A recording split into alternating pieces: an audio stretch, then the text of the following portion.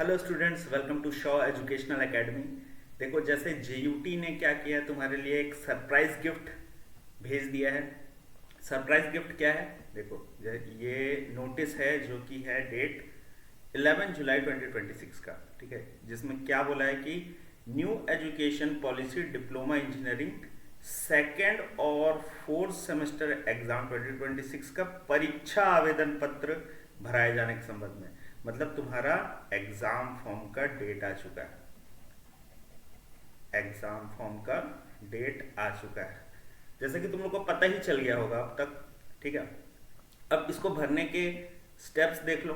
Step 1 क्या है कि तुमको इस वाले साइट पे जाना है, jut.ज्ञानज्योति.झारखंड.gov.in। इस साइट पे जाके तुमको अपना एग्जाम फॉर्म फिलअप करना है। एग्जाम फॉर्म फिल करना है, ठीक है। फिर क्या करना है? सेकंड स्टेप में है तुमको इस वाले साइट पे जाना है, jut.ज्ञानज्योति.झारखंड.gov.in/payment URL। इसमें तुमको अपना एग्जाम फी भरना है, ठीक है। एग्जाम फी भरना है। फिर क्या करना है, जो भी तुम्हारा फॉर्म फिलअप करने के बाद फाइनल कंफर्मेशन आएगा उसका PDF डाउनलोड करना है और उस कंफर्मेशन को तुमको सबमिट करना है। कहाँ? अपने कॉलेज के एग्जाम सेक्शन में, ठीक है। एग्जाम सेक्शन में उसको सबमिट करना है। ये थर्ड स्टेप हो गया। अब फोर्थ स्टेप तुम्हारा कुछ नहीं है, ये फोर्थ स्टेप है कॉलेज का। वो एग्जाम सेक्शन जेयूटी को तुम्हारा कंफर्मेशन भेज देगा कि तुमने फॉर्म फिलअप कर दिया, ठीक है। अब कुछ इंपॉर्टेंट हम लोग डेट्स देख लेते हैं।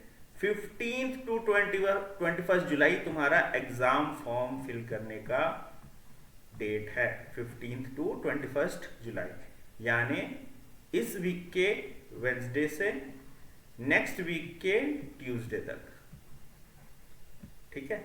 इस बीच तुम फॉर्म फिलअप कर दो नॉर्मल फीस के साथ। और फीस क्या क्या है? एक सब्जेक्ट का 500, दो सब्जेक्ट का 750। ये तुम्हारे बैकलॉग के पेपर्स होंगे। जो नॉर्मल पेपर देंगे वो 3 से ज्यादा सब्जेक्ट होगा, जैसे सेकंड सेमेस्टर में है, सेकंड सेमेस्टर में 5 सब्जेक्ट होंगे, फोर्थ सेमेस्टर में 4 सब्जेक्ट होंगे, तो 1200 रुपए उनको एग्जाम फीस देना पड़ेगा। अब लेट फीस के साथ, मतलब 21 जुलाई के बाद अगर तुम 22 और 23 जुलाई को फॉर्म भरते हो तो तुमको लेट फीस देना पड़ेगा 500 रुपीज, ठीक है।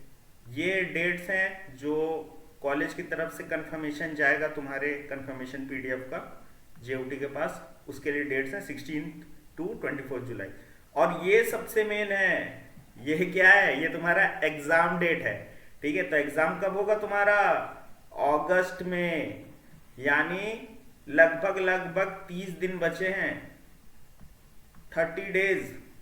और 30 डेज को प्लान करके तुमको प्रिपेयर करना पड़ेगा। तुमको कोई दिक्कत नहीं है। इस 30 डेज में कैसे प्रिपेयर करना है आज के वीडियो में मैं तुमको बताने वाला हूं, तो लास्ट तक बने रहना, ठीक है। नेक्स्ट स्लाइड में चलते हैं, मैं तुमको प्लानिंग बताता हूं। देखो, जेयूटी एग्जाम 2026 को प्रिपेयर करने के लिए सेकंड सेमेस्टर और फोर्थ सेमेस्टर तुम्हारे लिए ये है 4 स्टेप स्मार्ट प्रिपरेशन स्ट्रेटेजी। ज्यादा तुमको स्टेप्स में नहीं करना है, सिर्फ 4 स्टेप्स चाहिए। वो 4 स्टेप्स कौन कौन से हैं आगे वाले स्लाइड में देखेंगे, ठीक है। हाँ, देखो, स्टेप 1 क्या बोल रहा है? स्टेप 1 बोल रहा है एनालाइज प्रीवियस ईयर क्वेश्चंस। जब तक तुम अपने दुश्मन को जानोगी ही नहीं तो उसके अगेंस्ट कैसे प्रिपेयर करोगे, है कि नहीं। तुम्हारा दुश्मन क्या है? Semester exam. तो पता कैसे चलेगा कि एग्जाम में कौन से टॉपिक सबसे ज्यादा आ रहे हैं, बार बार पूछे जा रहे हैं। जो बार बार पूछे जा रहे हैं वो इंपॉर्टेंट है, उनका वेटेज ज्यादा होगा, उससे ज्यादा मार्क्स के पूछे जाएंगे, है कि नहीं। तो वो एनालाइज करोगे PYQ से, प्रीवियस ईयर क्वेश्चन से। एटलीस्ट देखो, न्यू एजुकेशन पॉलिसी अभी अभी आया है, तो 2 इयर्स मैक्सिमम, उससे ज्यादा भी कर सकते हो प्रीवियस ईयर, और 2 to 5 इयर्स का तुम प्रीवियस ईयर क्वेश्चन देख लेना, एनालाइज कर लेना। उससे तुम टॉपिक्स निकाल लेना, कौन कौन से इंपॉर्टेंट टॉपिक्स हैं, और उनको नोट डाउन कर लेना। वेरी इंपॉर्टेंट, इनको तो किसी भी हाल में कंप्लीट करके जाना है, बार बार पढ़ के जाना है, रिवाइज करके जाना है। जो इंपॉर्टेंट टॉपिक्स है, रिपीटेड टॉपिक्स हैं, ठीक है, रिपीटेड टॉपिक्स को बार बार पढ़ के जाना है, ठीक है। नोट कर लिए रिपीटेड टॉपिक्स को। फिर नेक्स्ट स्टेप क्या है? सेकंड स्टेप है तुमको उन टॉपिक्स से, स्टेप 2,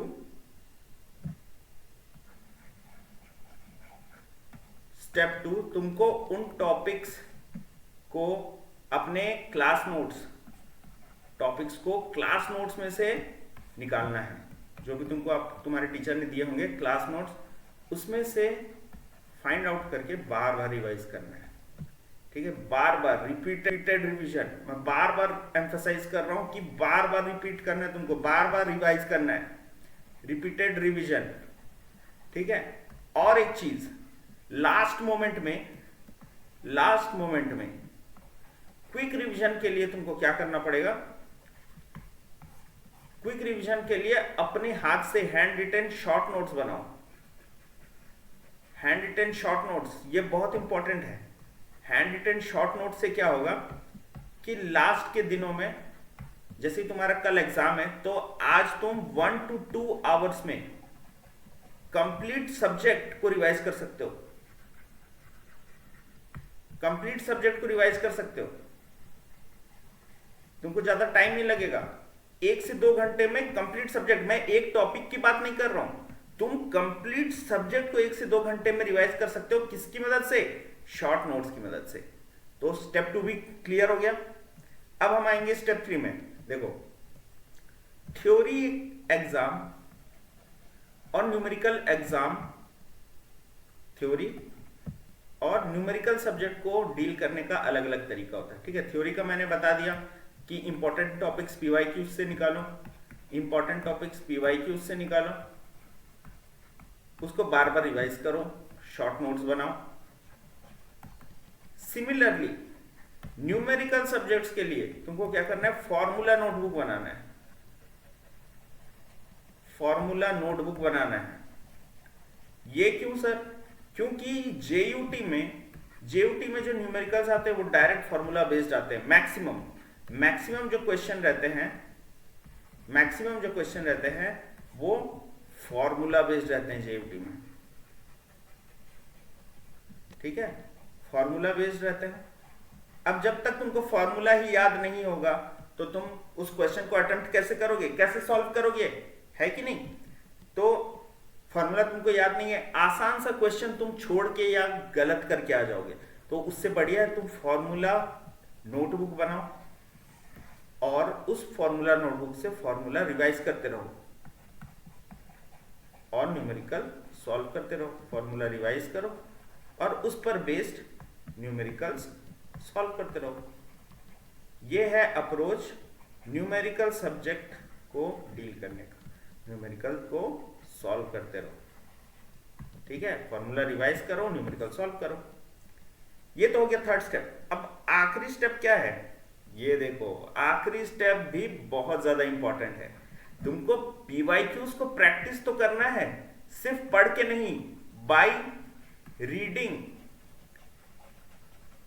ये नहीं कि एक बार पढ़ लिए बस हो गया, नहीं, सिर्फ रीडिंग नहीं, तुमको रीड करना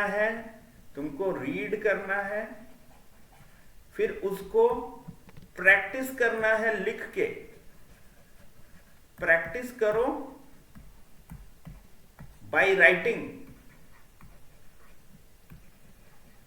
क्योंकि जो सेमेस्टर एग्जाम होगा वो तुम्हारा ओरल एग्जाम नहीं होगा। ओरल मतलब जानते हो ना, मौखिक एग्जाम नहीं है वो कि तुम आंसर मुंह से बताओगे, नो, ठीक है, तुमको लिखना पड़ेगा। रिटन एग्जाम है, रिटन एग्जाम है। तो रिटन एग्जाम की प्रैक्टिस तुम कैसे करोगे? लिख के, ठीक है। अगर तुमको क्रिकेट खेलना है तो तुमको पिच पे उतरना पड़ेगा, पिच पे उतर के नेट प्रैक्टिस करके जाना पड़ेगा। ये नहीं करोगे, मैं तो सिर्फ मैच देख के जाऊंगा सर, मैचेस देख लेता हूं स्टार स्पोर्ट्स में, ESPN में, मैं क्रिकेट में परफेक्ट हो जाऊंगा। नो, कोई नहीं होता सिर्फ देख के, तुमको पिच पे उतरना ही पड़ेगा। इसीलिए बार बार रिटन एग्जाम का प्रैक्टिस करोगे बाय राइटिंग, और कुछ नहीं। पढ़ो पढ़ो, समझो, understand and then practice by writing, बस और कुछ नहीं करना तुमको। ठीक है, ये सब कर लिया तो तुम 80% से भी ज्यादा नंबर स्कोर कर जाओगे, ये गारंटी है। ठीक है, तुम फर्स्ट डिवीजन पास कर लोगे, फर्स्ट डिवीजन से पास करोगे। मैं ये नहीं बोल रहा कि, लेकिन मेहनत करनी पड़ेगी।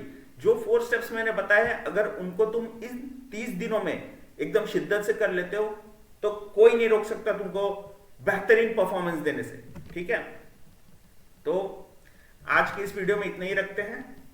ऑल द बेस्ट स्टूडेंट्स, ज्यादा टाइम अब बचा नहीं है, एग्जाम फॉर्म भरो और प्रिपरेशन में लग जाओ।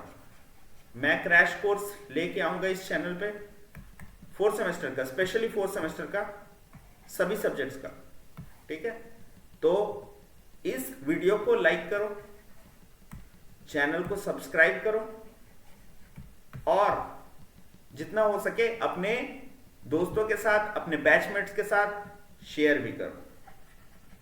ठीक है, तो ऑल द बेस्ट स्टूडेंट्स, आज के लिए यहीं तक रखते हैं। पढ़ते रहो, आगे बढ़ते रहो। जय हिंद।